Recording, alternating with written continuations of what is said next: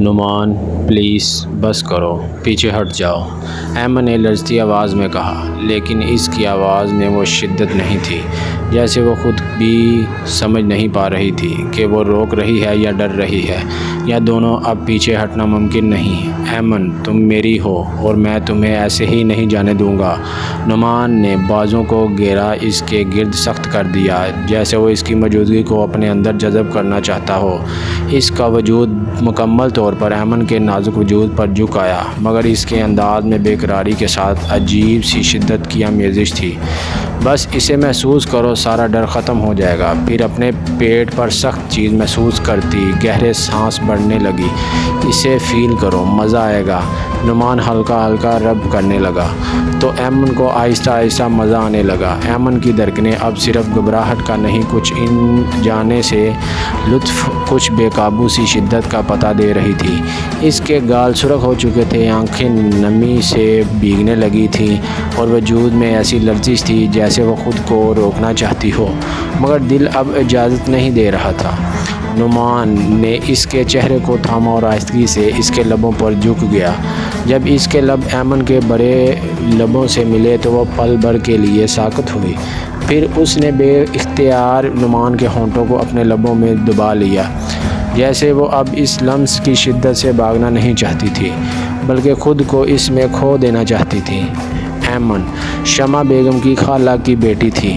شمع کی خالہ کا انتقال ہوا تو ایمن کی سرپرستی کرنے والا کوئی نہ تھا۔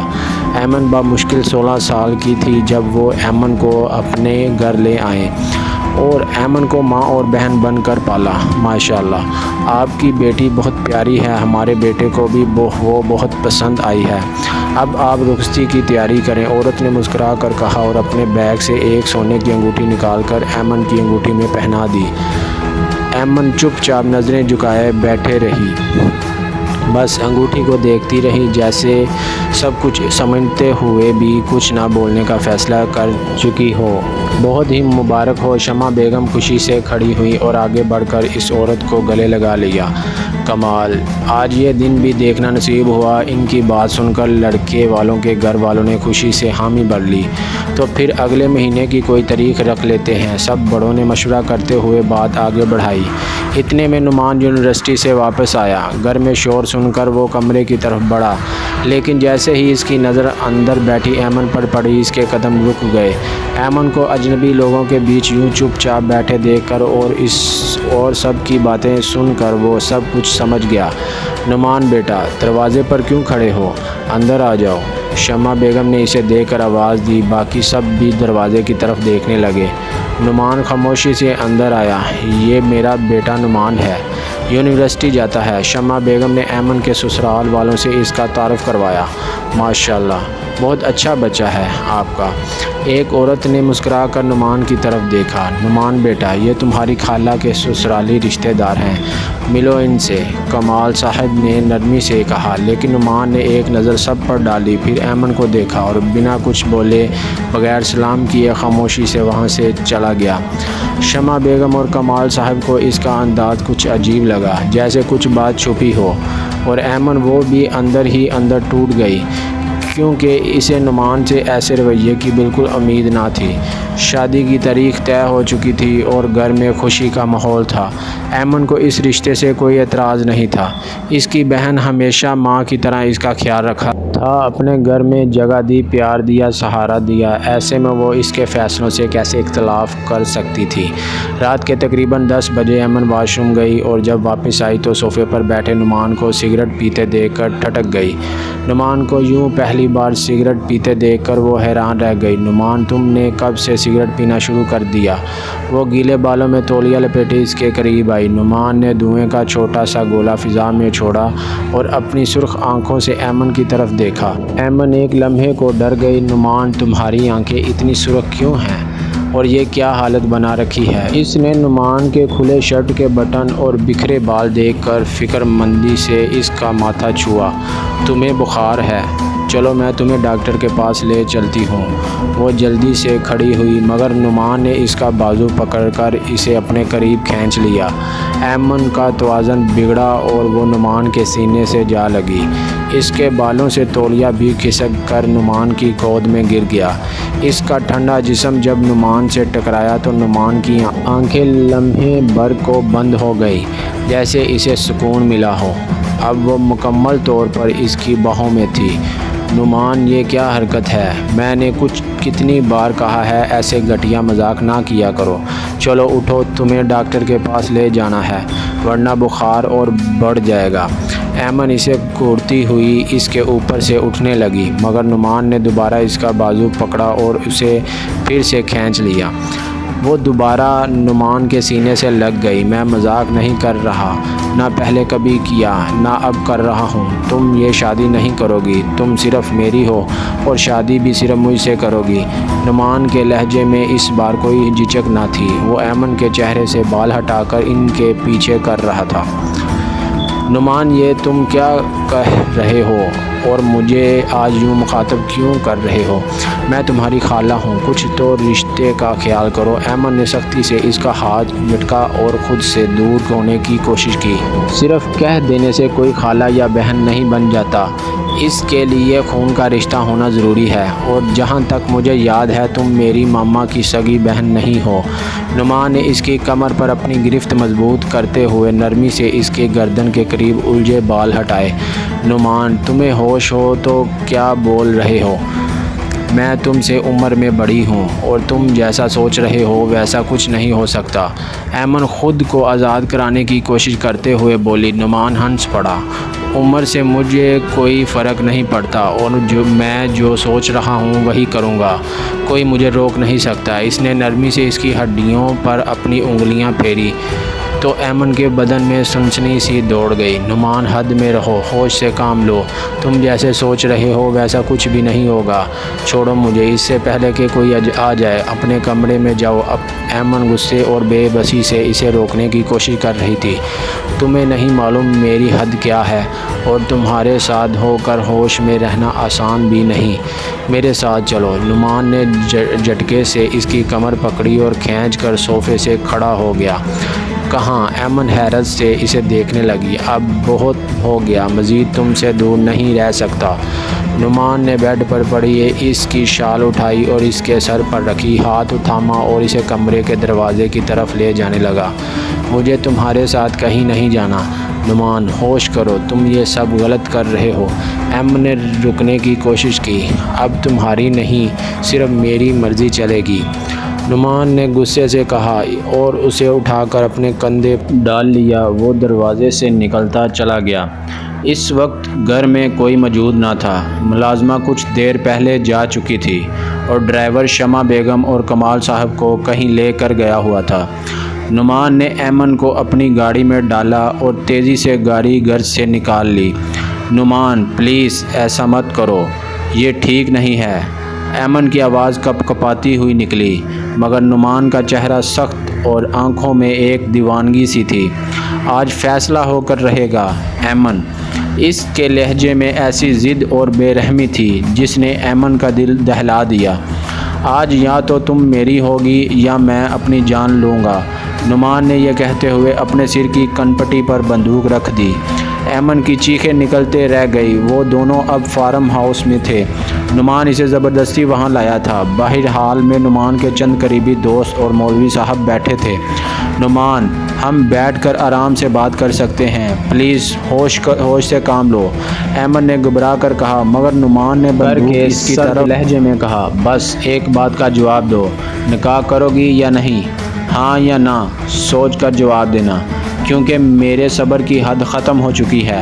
نعمان کی آنکھیں جیسے آگ برساتی تھیں اور اس کے ہاتھ میں تنی ہوئی بندوق نے ایمن کے حواس ہی سلب کر دیے۔ وہ سہم گئی، کانپتے ہوئے لبوں سے بولی، ٹھیک ہے، میں نکاح کروں گی، بس پلیز یہ بندوق نیچے رکھ دو۔ اس کے آنسو اس کے رخسار بھگو چکے تھے۔ نعمان کی آنکھوں میں لمحہ بھر کو نرمی آئی۔ اس نے بندوق اپنی کنپٹی سے ہٹا کر میز پر رکھی، پھر آگے بڑھ کر ایمن کے چہرے سے آنسو پوچھے اور مسکرا کر بولا، چلو سب ہمارا انتظار کر رہے ہیں۔ اس نے ایمن کے کندھے تھامے اور اسے نیچے لے آیا۔ پھر کچھ ہی دیر میں ایمن نعمان شاہ کی بیوی بن چکی تھی۔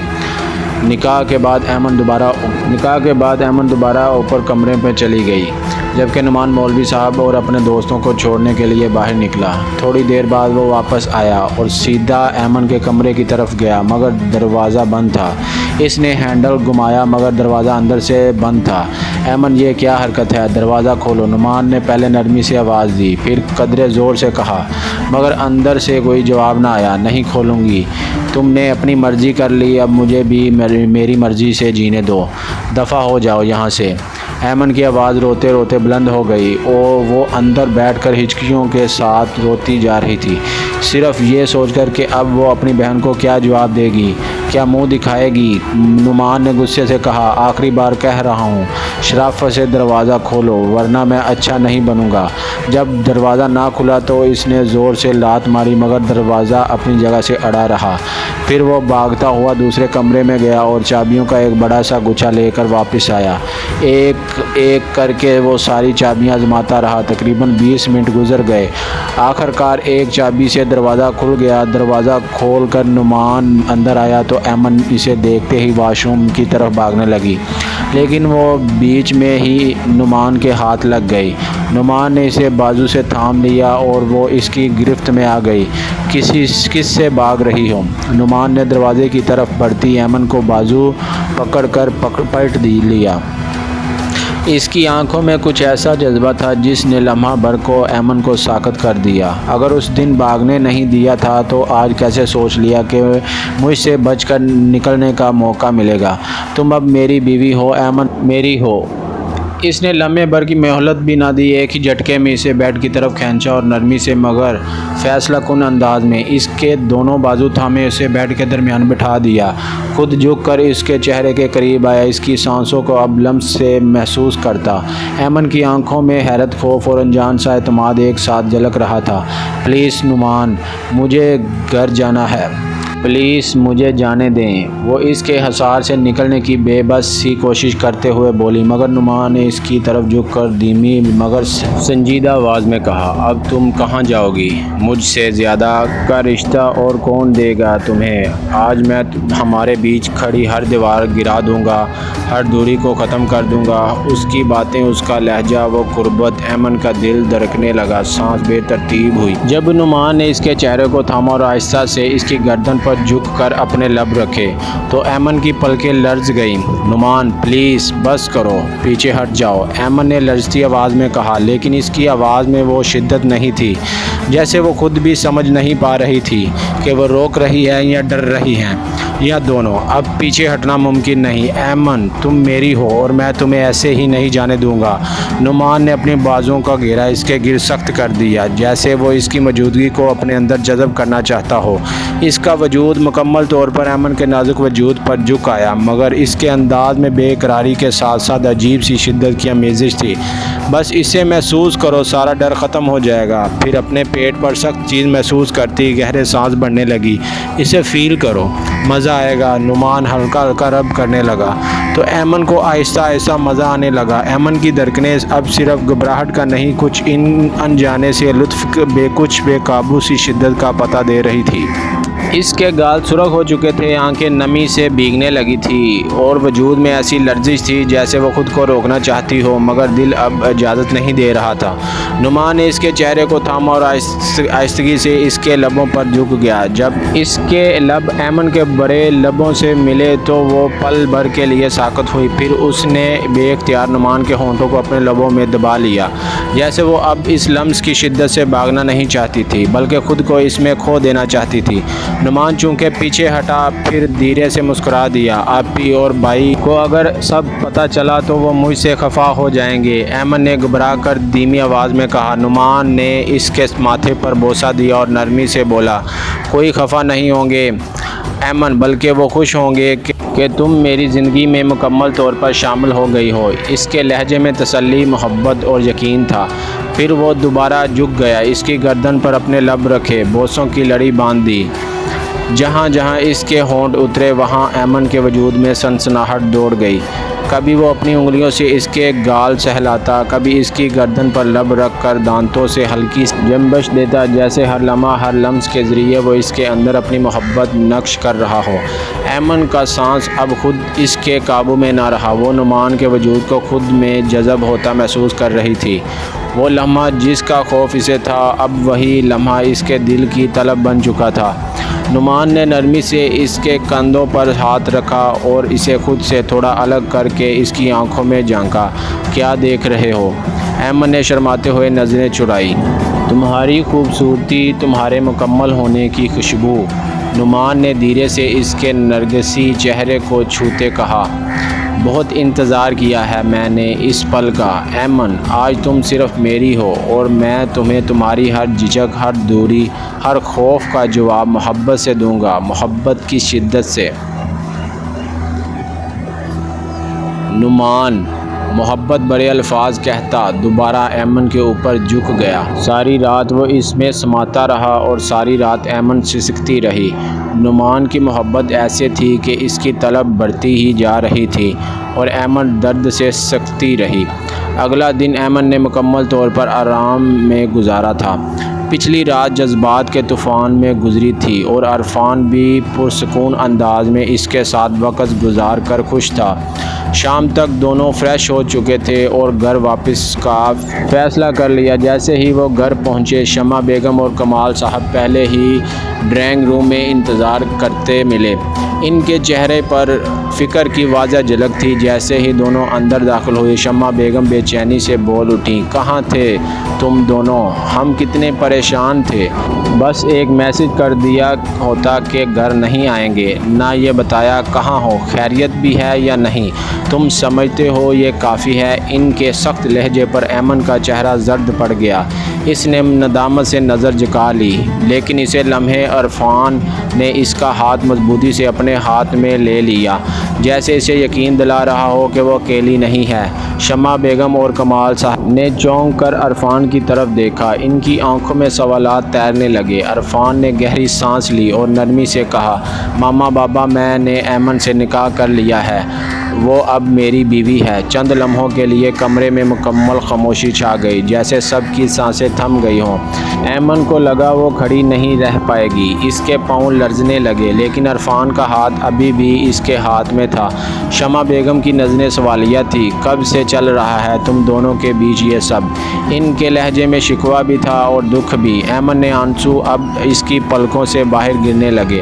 دل میں جو ڈر تھا وہی سامنے آ رہا ہے۔ عرفان نے فوراً کہا، ماما اس میں ایمن کی کوئی غلطی نہیں، وہ خود نہیں بولی، میں نے اسے کہا، میں نے زبردستی نکاح کا فیصلہ کیا کیونکہ میں اسے دل سے چاہتا ہوں۔ یہ سنتے ہی کمال صاحب نے ایک قدم آگے بڑھا کر عرفان کے چہرے پر زوردار تھپڑ مارا۔ یہ کیا کر دیا تم نے؟ مانا کہ میرا اور اس کے بھائی کا خون کا رشتہ نہیں، مگر ہم نے اسے بیٹیوں کی طرح گھر میں رکھا اور تم نے۔ ان کے الفاظ میں دکھ اور غصہ دونوں شامل تھے۔ شمع بیگم کی آنکھوں میں شرمندگی تھی، ان کا چہرہ جھک گیا۔ وہ آگے بڑھیں اور ایمن کے قریب جا کر بولیں، ایمن مجھے معاف کر دو، ہم تمہارا اعتماد نہ رکھ سکے۔ ایمن جلدی سے ان کے ہاتھوں کو تھام کر بولی، نہیں آپی، آپ کیوں معافی مانگ رہی ہو؟ معافی تو مجھے مانگنی چاہیے، میں نے آپ سب کا بھروسہ توڑا، آپ جو کہیں گی میں وہی کروں گی۔ اگر آپ کو اس رشتے سے اعتراض ہے تو وہ مزید کچھ کہتی، لیکن شمع بیگم نے اس کے لبوں پر ہاتھ رکھ کر اسے روک دیا۔ یہ الفاظ دوبارہ اپنی زبان سے مت نکالنا، اگر عرفان ہمیں پہلے بتا دیتا تو میں خود تمہیں اپنی بہو بناتی۔ ایمن حیرانی سے ان کی طرف دیکھنے لگی۔ کمال صاحب نے دھیرے سے سر ہلاتے ہوئے کہا، شمع بالکل ٹھیک کہہ رہی ہے۔ عرفان نے ہنستے ہوئے کہا، اگر مجھے پتہ ہوتا کہ آپ لوگ اتنی آسانی سے مان جائیں گے تو میں 3 سال پہلے ہی آپ کو سب کچھ بتا دیتا۔ کمال صاحب نے پیار سے عرفان کے سر پر ہلکا سا تھپڑ مارتے ہوئے کہا، تم نے اپنی مرضی کر لی، اب ہماری باری ہے، ہم سب اس شادی کو رسم و رواج کے ساتھ پورا کریں گے۔ ایک ہی بیٹا ہے ہمارا اور بہت سی خواہشات وابستہ ہے۔ شمع بیگم نے بھی مسکراتے ہوئے سر ہلایا۔ عرفان نے محبت سے ایمن کی طرف دیکھتے ہوئے کہا، آپ سب جو مرضی کریں مگر ایک بات یاد رکھیں، میری بیوی ہمیشہ میرے ساتھ رہے گی، اسے مجھ سے دور نہ کیجیے گا۔ اس کی بات پر سب ہنس پڑے اور اس ہنسی میں ایک نیا یقین، ایک نیا رشتہ اور نئی شروعات کی خوشبو شامل تھی۔